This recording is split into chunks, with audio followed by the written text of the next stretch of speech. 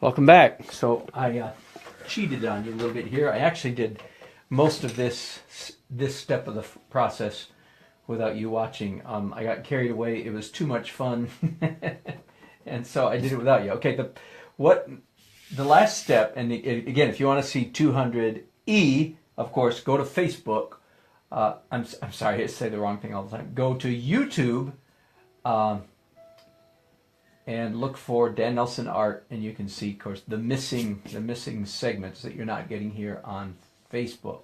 Anyway, so 200E was applying this wash is really the right word. It's not a glaze, and it's not anything else. Just a wash of oil paint, oil with terpenoid, a lot of terpenoid.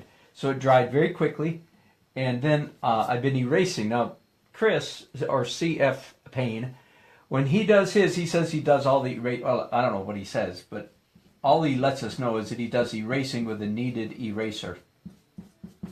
And I've done a lot of this with a kneaded eraser, but I have also discovered that for some details, having an eraser pen or an eraser stick really helps a lot. So I'm basically all done now. Maybe a little bit in the hair.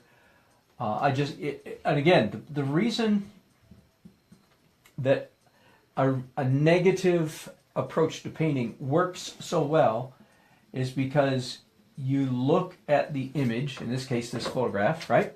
You look at the image through different eyes, through a different mental lens, and instead of looking for dark things, which is sort of our default setting, you're looking for light things. So we tend to see much more accurately when you do both dark and light. Dark as in drawing, and then light as in lifting out. So it's pretty easy to look at the photograph and say, what needs to be lighter, and then come in and make those areas lighter. Just like right now, I just noticed, okay, the bottom lip needs to be lighter. Again, any subtractive technique, not just this one, but any subtractive technique is the quickest way, the fastest way, the most efficient way to achieve a modeled, rounded, believable, realistic, rounded image.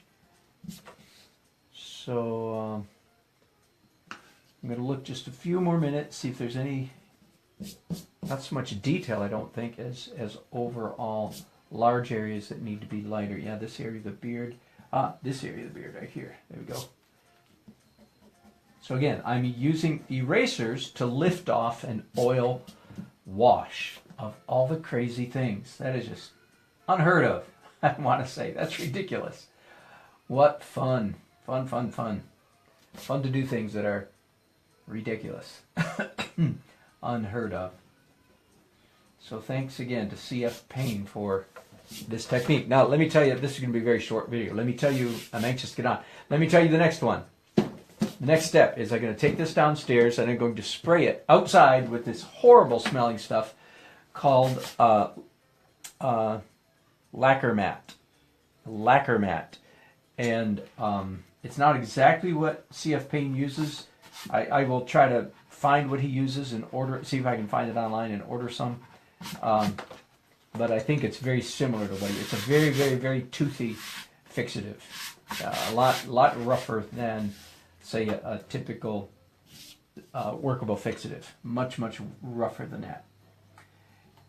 And after the workable fixative, after the lacquer matte dries, then the next thing I'm going to do, which will be fun, is I'm going to come back again with black pencils and really push the darks, and then begin doing mostly light colored pencil and acrylic glazes or acrylic washes for color and so forth. Anyway, that's what I look like so far. Other than it looks like it's in a fog. That's pretty cool, isn't it? I mean, I'm talking about just how fun it is that it looks so, again, modeled. It looks so three-dimensional. And it was achieved very, very quickly thanks to CF Payne's technique. Okay, good enough. I'll be back on YouTube in just a few minutes. Let me zoom in one time so you can see this up close. Funny, huh? Hey friends, Pat, Raven, Bob Hamlet. Good to see you, man. Hope you're doing well. Okay, I'll be back in a few minutes on YouTube. Thanks for watching.